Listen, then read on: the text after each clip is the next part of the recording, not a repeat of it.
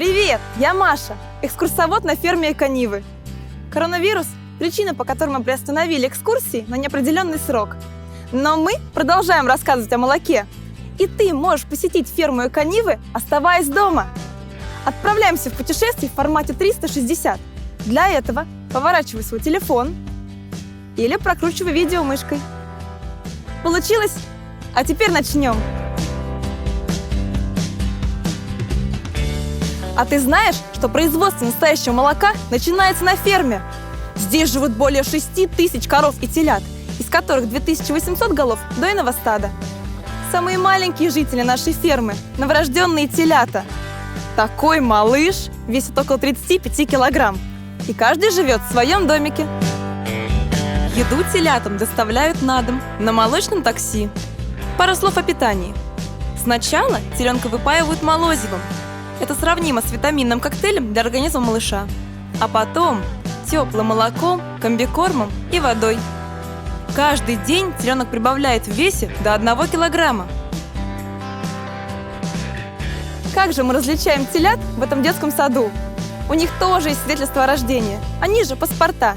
Это яркие бирки с электронными чипами в ушах животных. Знаешь, сколько всего интересного можно узнать, сканируя такую бирку? Расскажу об этом чуть позже. Ну а пока давай пожелаем хорошего дня нашим маленьким телятам и отправимся к животным повзрослее. Животные, которым в среднем исполняется 3 месяца, перемещаются по специальные навесы. Здесь любопытные телята находят себе друзей и приучаются к жизни в группах. Благодаря беспривязному содержанию телята чувствуют себя комфортно, могут вдоволь наесться вкусным и питательным кормом в любое время, подходя к кормовому столу.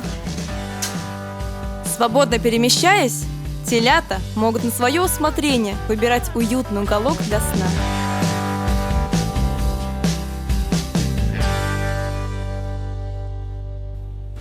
В среднем, когда теленку исполняется 8 месяцев, он перемещается на открытую площадку под названием фидлот. Здесь мы делаем земляные возвышенности для животных. Они любят наблюдать за происходящим вокруг с высоты и отлично делают это благодаря практически панорамному зрению.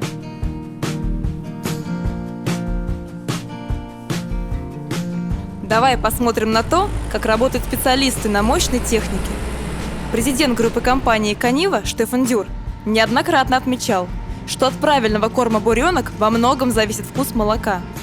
Именно поэтому заготовке корма мы уделяем особое внимание. Это трудоемкий процесс, который начинается на поле, а заканчивается на молочном комплексе.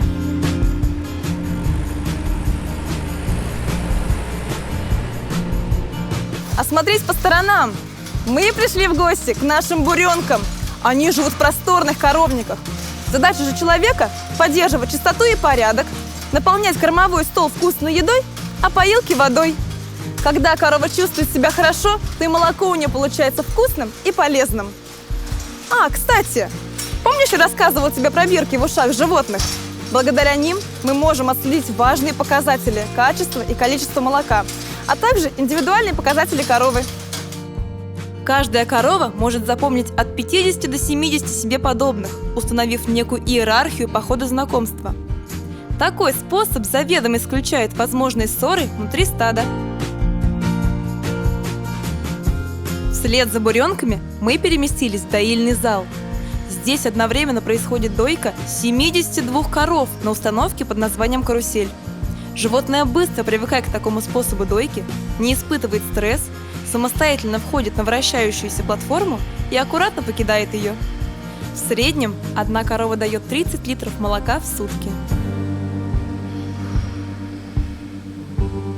Наша виртуальная экскурсия подходит к концу.